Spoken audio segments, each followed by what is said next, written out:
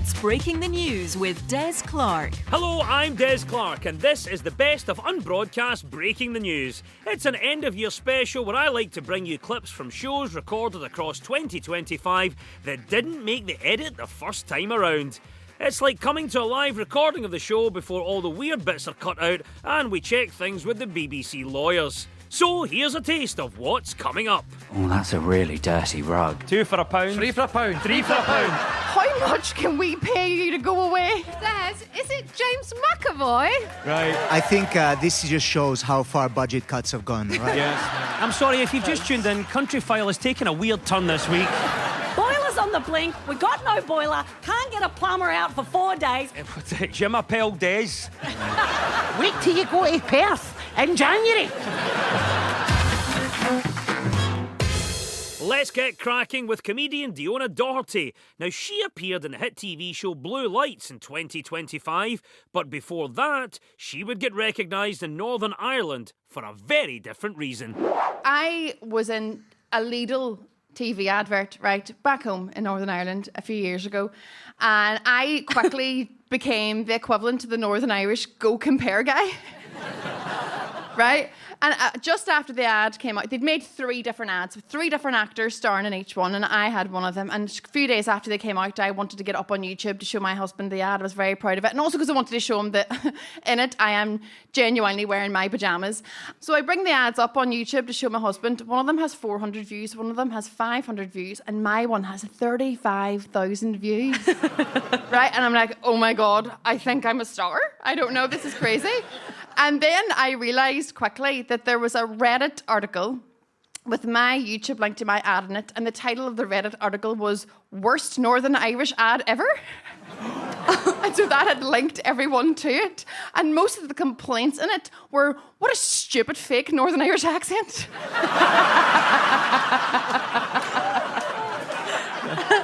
Quickly followed by, what a stupid face. Like, everyone absolutely hated it. So what happened then, and I was in a contract, it was meant to be out for 3 years. After about 6 weeks of it being out, Lidl contacted me, or the marketing company contacted me, and they were like, and like, by the way, at this stage, I'm in cardboard cutouts all over the Lidls, all over Northern Ireland. I'm on the trolley part that you hold. My face is there. I'm like this on the trolley. I'm in billboards all over Belfast City, right? And they rang me and they went, how much can we pay you to go away?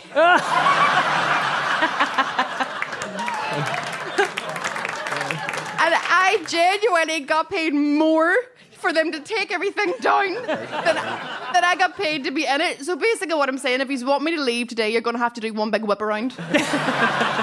In a moment, Jay Lafferty talks about her school days, but right now, Sam Lake has some money-saving advice. My friend used to do this on nights out. If you think like a taxi home from a night out, it used to be that it's like 20, 30 quid, right? So what she'd do is she'd go to like a street market and buy one of those sort of like knockoff counterfeit handbags, you know, the ones that say like Pruder or Tammy Hallfonger or something like that. And she'd take that and hide it with her real handbag so that when she arrived at her flat and the taxi driver, she'd be like, oh, I've just left my wallet inside. Is it all right if I just go in and get it and then I'll come back out and pay you? Here, I'll leave my purse here so you know I'm coming back, but it's the fake one, right? Now, this is naughty, but it did backfire on her once because one time she accidentally put her asthma pump in the fake handbag and left that in the taxi, and she got back in the flat and then realised, and then she was like, oh, should I go back and pay the taxi driver so I can get my asthma pump back? And she just texted me saying like, do you know what? It's cheaper to wheeze. I tell you where it all went wrong, is where they got rid of chalkboards and replaced them with smartboards. Mm-hmm. That's where it all went wrong, because back in the 90s, if you were being a pain in the neck in class, you were sent out at the playground to clean the chalkboard dusters. Just all the nutter Waynes standing in the playground just bashing together 2 bits of wood, chalk dust flying everywhere. It worked on so many levels because it got the kid out of the classroom before the teacher lost their temper. The child expended all their pent-up ADHD by just bashing bits of wood together. And the next teacher would know which kids were acting up because they were the ones covered head to toe in chalk. So it was a win-win. Everyone was a winner, except for my mum, who had to spend most nights getting chalk out my uniform. That was... Jay Lafferty there, reminiscing about her school days. I really enjoyed my time at school, but always hated being asked questions by the teacher because I wanted to be the one asking the questions. Thankfully, the careers advisor noticed this and suggested that I do an apprenticeship in panel show hosting at New College Lanark, and that is where it really started for me. Next up, Mark Nelson tells me about a time he burnt a bridge, ruining a relationship, and his teammate Keema Ball burns some live on stage. But I don't think she knows what to burn a bridge actually means. Have you ever burnt your bridges? Any stories about that? Yeah, so as you will know on this panel, you get to do corporate gigs every now and again. And the last one I did, I pretty much guaranteed I'll never ever be asked to do one for them again. Because when I turned up to do sound check, the band that was on after me were already sound checking, and the lady who had hired me to do this was handing me various stuff and talking me through. I was hosting it and talking me through the way of the night, and because the band were so loud in the background, she leaned forward to tell me stuff, and for some reason I confused what she was going for and then kissed her on the cheek. That's nice. When have you burnt your bridges? Well, I thought that I would take this opportunity to do it right now. Robin, I think that you are too intelligent and funny, so cut it out, man. And Amy, what do you think? That you're some kind of chic fashionista? Because you look great right now. And Des, I'm sick of how you're slaying all these jokes today, my guy. You're killing it. Boo. And Mark, you've been an absolute delight to sit next to. I love everything you're doing right now. So how about that? Keema Bob there. A standout moment of 2025 was, of course, Scotland's qualification for the World Cup of 2026. Oh, we've waited so long, and now the men's team finally have a chance to make their mark on the world stage at, hang on, let me see here, 2 a.m. I mean, I'll be up the dancing at that time anyway, but it seems a wee bit early for everyone else. Joining me to talk about that glorious moment was Gareth Waugh, Crystal Evans and Jay Lafferty. How do you think the Scotland fans are going to get on in America? There'll be a bit of stuff lost in translation because they're down the road, you know. And one of my best mates is American, and we often have a thing that like certain words mean different things to us than them. Like we were going through the airport maybe 2 months ago, and we're going through Edinburgh, and we're going through security, and he goes, "Hey, do you want to get some food?" On the other side is security. I said, "No, I'm all right, thanks, mate. I've got my piece with me." So I didn't know that was a different thing in America. But he was like, you've got your piece with you? I was like, yeah, I'll never travel without my piece. And he went, really? You take it to the airport? I was like, yeah, of course they don't mind. And he went, is it loaded? I went, I do overfill it a wee bit to be Well, Americans often come over here looking for their roots. I would quite like to go over there and be like, oh, do you know my great-great-granddad was American? Like, do you know Chad Eagle? Yeah. That's him.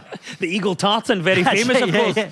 You know Chad? I do, yeah. Long lost relative. Crystal, what do you think then? You're probably best placed to answer this. How will the Scotland fans get on in America? I just really wish that you guys would have picked any other decade to visit America. You know, we're just really not at our best. Like, I feel like the American government is like my divorced parents, and like mom is going through a phase of dating a really toxic man and getting radicalized on Facebook, you know, by things she reads. And like, that's the phase when I have to then introduce thousands of my best friends to you, you know? Like, she hasn't always been like this. Like, a few more years, and I think she'll leave him. You know what I mean?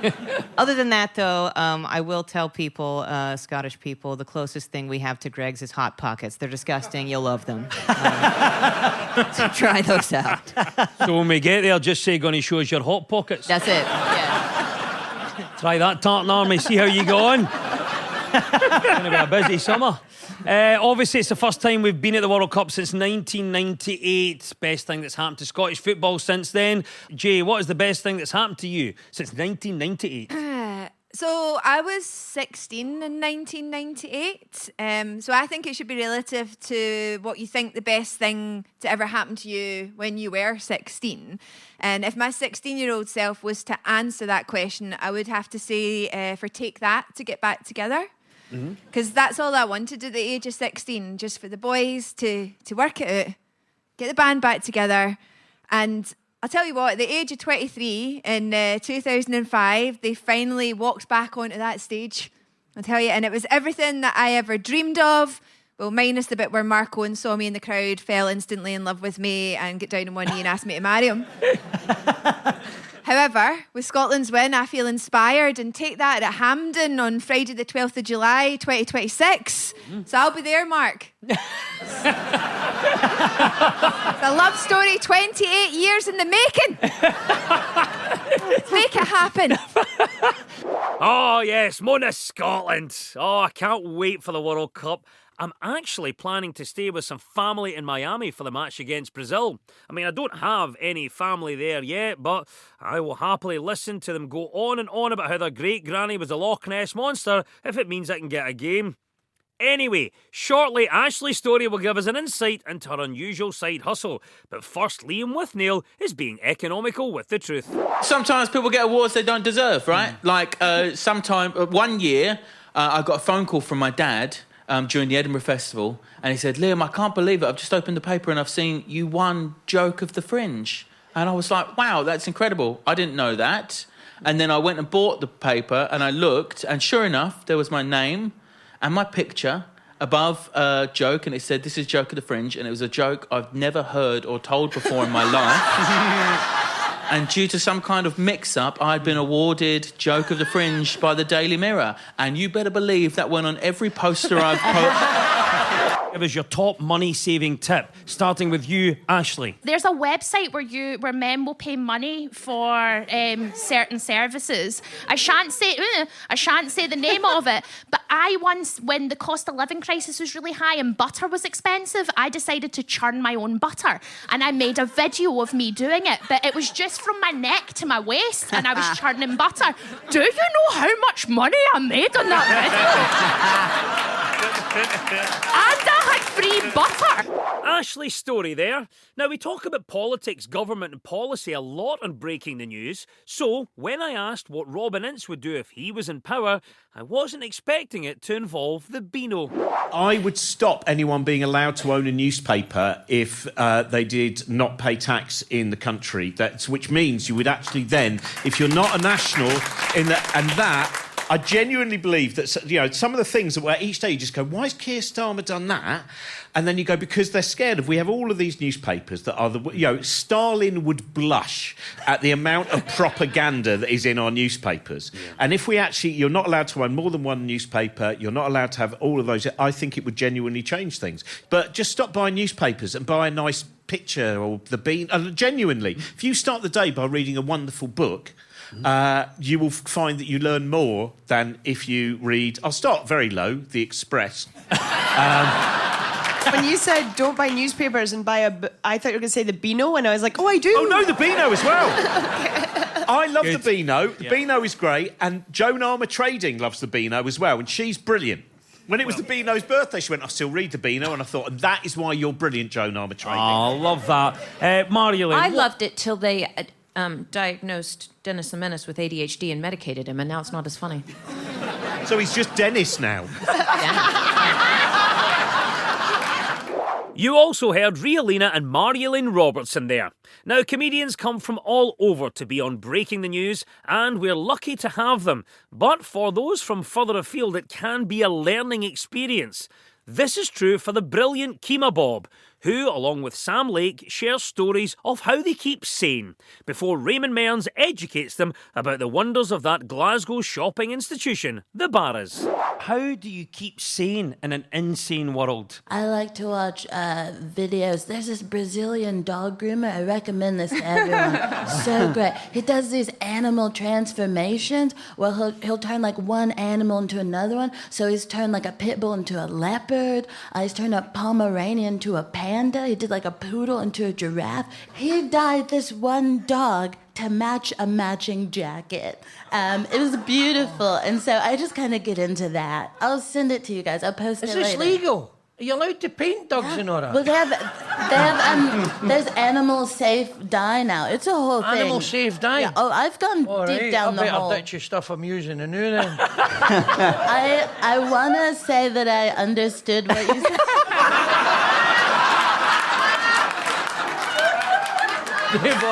Yes. It's on the radio, it'll be I will subtitles. translate it. I'm just picturing Raymond with an Alsatian and a tin of emulsion at the moment, but... No, a tin of spray paint, man. Sam, we're looking to keep sane in an insane world. How do you do it? Mine's actually quite similar to Kima's because I watch... Have you seen the videos of the guy who cleans carpets? Oh, my God. Yes, the guy who cleans carpets, they're so soothing. And you just watch them and they're like really filthy. And he's got all these special mop heads and then he shampoos them and there's special drains for it. And I'll sit there in bed before I go to sleep and I'll just watch endless videos of this guy cleaning carpets. I've had to stop doing it lately because apparently in my sleep I've been scaring my husband by going, oh, that's a really dirty rug. And it would almost be easier to have the excuse, oh, I'm just having an affair. But no, I'm just watching a guy just clean carpets. But do you remember the guy at the bars that used to clean the carpets? Do you remember the guy? Did you ever? I remember. He was awesome, and you would be mesmerised. The guy like- used to clean. They were manky. Yeah. They were absolutely filthy. And he would put a St Andrew's cross on the carpet, you remember? And you were going, man. After we finish the show, we're going to explain to Kima what the Barras is. And Raymond's going to take you there on a special tour. I thought you were saying the bar is. Well, it kind of was in a way, yeah. Quite frankly, I always have a great time on this show. I know what's happening like 70% of the time. And that feels right to me. No, it's more than enough. It is enough. Kima, the Barras is a bit like the mall. Okay. It's where all the young people go to hang out and buy hooky software and sports socks. Oh, man, I really need some sports socks. Yeah. 2 for £1. 3 for £1. 3 for £1. Oh, I love going to the Barras. I actually went before coming into the studio today. Oh, look at this. I managed to pick up sports socks, of course, a couple of nice vinyl records as well. Oh, and a tiara belonging to the wife of Napoleon III, Empress Eugenie. Oh, they seemed like they really wanted it off their hands. 2025 marked 10 years of breaking the news, and to celebrate, we recorded a special with some of our longest-suffering panellists. From the cutting room floor of that episode now, I bring you Jay Lafferty, Stuart Mitchell and Mark Nelson on Scottish politics and seagulls. Well, let's continue the look back then, and let's open it out a little bit. Go on, highlights of the last decade in Scottish politics. Jay, I'll start with you. I mean, you're asking us to pick a highlight from an institution where only this past week someone was assaulted. Poor wee Douglas Ross. Now, don't laugh, because he was allegedly assaulted by Jamie Hepburn, who has since resigned over a heated debate in the chamber which got out of hand. And I know what you're thinking, what hot, controversial political topic could have got the MSPs so uncontrollably angry. I mean, we've had the independence debate, we've had Brexit, we've had COVID, the cost of living, we've got the Ukraine, we've got Gaza, the rise of fascism. Yeah, up until this point, no debate has gone to violence. So what was the topic that pulled these two MPs into a violent altercation? Seagulls. Douglas Ross was attacking the SNP's record on dealing with seagulls. So, squawking, angry, greedy animals that serve no visible purpose, that are not only a nuisance, that pose a real threat to ordinary people fighting over seagulls.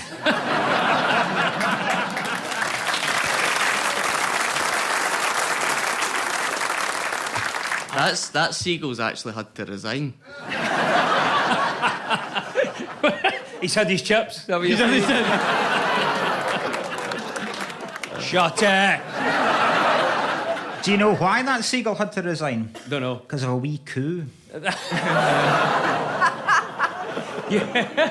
That deserved more, Mark. And I thought it did, yeah. There you go. Which wing of politics is that secret anyway? No. Towards the end of the year, the village of Dull in Perthshire was invited to Vienna by the Viennese Tourist Board. But Susie McCabe didn't think it was a good idea. It's great for the people of Dull. Is it a good way to promote Vienna? No, it's terrible. Right, but what I loved about this is they went... the inquiry from Norbert in Vienna went to Dull's community council. There is 100 people who live in the village of Dull. That's not a community council, it's a group chat. Yeah. Right? And then, but only 35 of them are going because the rest of them went, oh no, this is a scam. Who's phoning you up in Vienna? Who's going to Vienna? Nobody's saying, listen, do you want to come to downtown Lagos? We've got a couple of Nigerian princes here that want to meet the people from Dull. It's a guy called Norbert from Vienna. Like, what are you waiting for? And then they went, we want to prove that Vienna is not Dull in January. Wait till you go to Perth in January. What are you going to see? Oh, Blair Gowrie's got a market on at the end of January. We might see yon Jim Smith. Do you know what I mean? Susie McCabe there. Comedian and Australian Dancing with the Stars finalist Felicity Ward was on the show earlier in the year. I asked her a serious question about the trade relationship with the UK and the US and how tariffs might impact us, and she had some thoughts about plumbing. Felicity, what do you think? How reliant are we on America? Look, I don't, as I said, I don't know anything about tariffs. But as far as trading with the US, I think there's some really helpful things that the US and the UK could trade. Like the UK could absolutely use some things that the US has. And this is not a nice, funny little thing to say, is your plumbing. What is wrong with you? I had never seen a power shower until I came to this country. And the UK I don't understand it. You don't put electrical sockets in bathrooms because it might get wet and but you will put an electrical box underneath the shower. And then on top of that, no, I haven't finished. The water pressure is so weak and immigrants don't understand it, why you don't fix it. And then you speak to any British person and say, why don't you get better showers? And everyone says the same thing, which is old pipes. Guess what? They're never getting any younger. This is as young and as good. You know, in the 12 years I have lived here, I have never heard anyone say this. Our boiler? No, we've never really had a problem with our boiler. Do you know what I've heard? Boiler's on the blink. We got no boiler. Can't get a plumber out for 4 days. Our children are having ankle baths in plastic buckets. They have pneumonia and they've died. I'm just saying you could use some of their plumbing skills. Felicity Ward there with a plea for better pipes. Now, in Scotland, we try not to lean too heavily on stereotypes, but when comedian Athena Cook-Blenu was on to talk the UK budget, she seemed to think that all Scottish people loved milkshakes, which confused Raymond Mearns and farmer-turned-comedian Jim Smith. Have you had a look at the budget then? Any thoughts as to what it might do for Scotland? I've got to say, the first thing I thought about the tax on the milk-based milkshake sweet products was, oh my God, Scotland, what are you guys going to do? Yeah. You love your milkshakes. No, did I get that wrong? I mean, every day, can he wake up without one? Back in yeah. But do you have cows that you milk? Because they're taxing the cows now, the milk. Well, I know that. Yeah. I know. No, I didn't have cows. I've just got so sheep. I used to have cows. Do you Just milk, a bit of a sore point. Can you milk sheep? I can milk sheep. I can milk But- anything you want.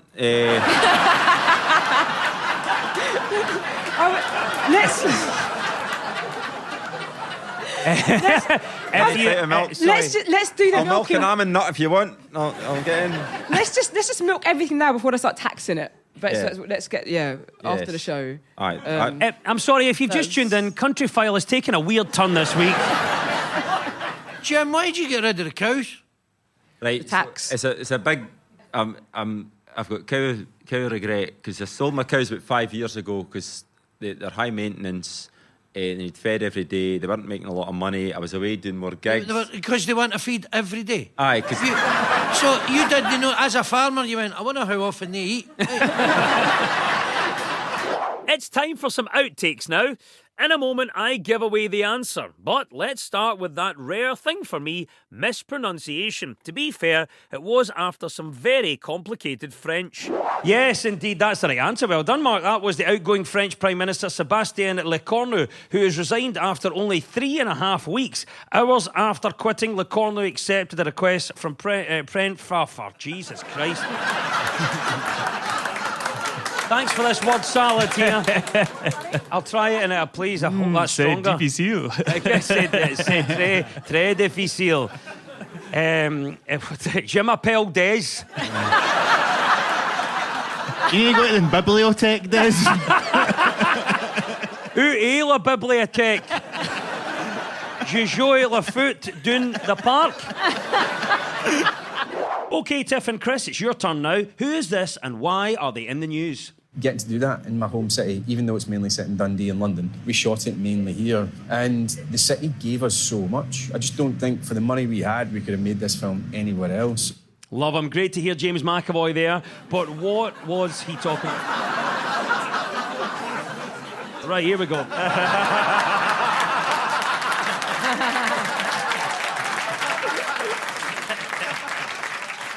So with a bit of acting magic, so who do we think that voice belongs to? Right, I don't know who wants to take this. Des? Shut up. No, I'll do it right. Des, is it James McAvoy? Right. It's the wrong answer. We're looking for Martin Compston. You also heard Mark Jennings and Tiff Stevenson in there. Well, that's just about it from me and the best of Unbroadcast breaking the news for 2025. But before I go into the night and hibernate until the next series, here is one final blooper. During a recording, we had technical problems causing lights to flicker on and off. Something that spooked former electrician Susie McCabe and annoyed Ignacio Lopez. Oh, well done, Arabella. Some brilliant clues in there. What? Does anyone... Not. See, if you're a gay Catholic and that happens in a church,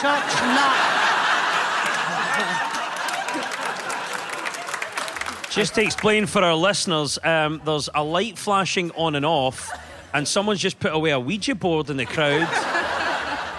I think this just shows how far budget cuts have gone, right? Yes. Look, it's directly at Do you want to just carry on? Want me to fix it? The Unbroadcast news is broken. I've been Des Clark. Goodbye!